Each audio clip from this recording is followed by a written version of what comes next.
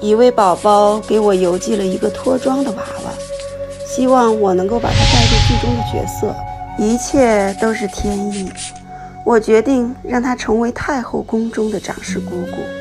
这个娃娃的脸型属于可爱类型，但彩妆用上大地色系，便赋予了姑姑沉稳内敛的性格，在姑姑可爱的脸庞下增添了稳重可靠的信任感。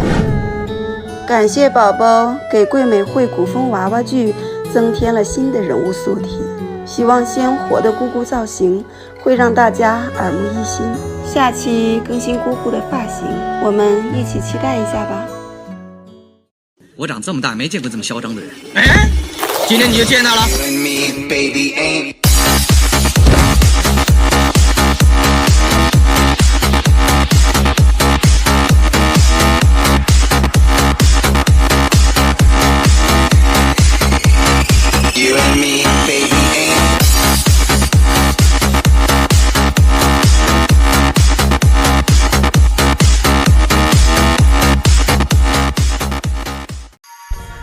若拉公主的幼兽安吉尚不足月，接受着严格的训练。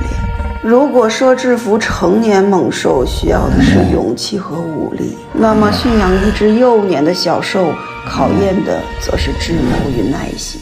驯兽的过程困难重重，想要驯养成功更是不易。这朵带刺的玫瑰绽放在延吉国的土地上，骄傲神秘。他的故事也早已在各国流传。延吉国地处西南邻邦，那里的人善骑射，通巫蛊。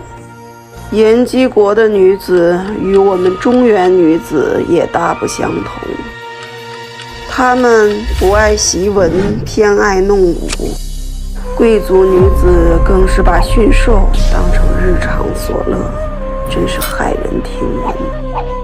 据说若拉公主还不到12岁时，就已经驯服了属于自己的猛兽。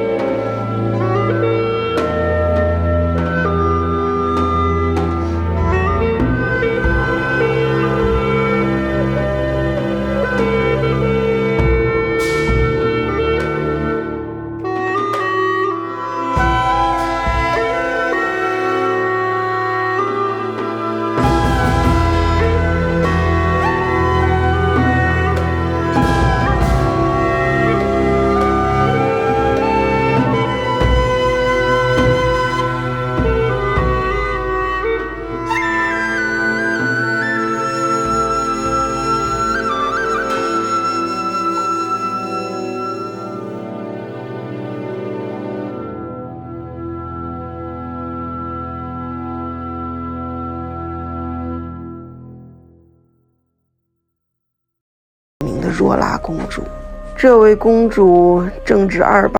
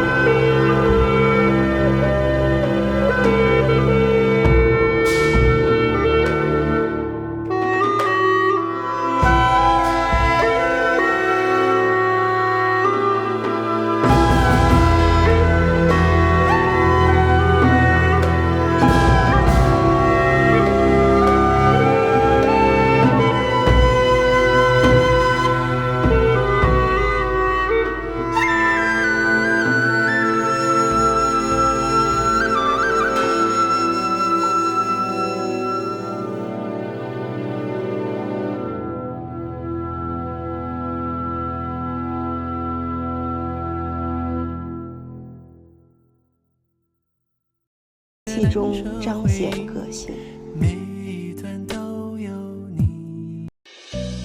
皇后娘娘宫里又添置了如此精致的扇屏，但是哪里的匠师有的好手艺呀？昨日墨雨贵妃送来的。说着，萧皇使了眼色，并推左右。皇上这几个月气色明显好了很多。红美人儿，你真是功不可没。承蒙娘娘提携，能为皇后娘娘分忧是奴婢的福气。今天我们继续完成小姐姐的墨雨同款璎珞，一片片金色羽毛制作火凤凰的尾羽，红丝缠绕固定，墨雨肩上腾飞的凤尾就呈现出来了。再将昨天已经完成的长流苏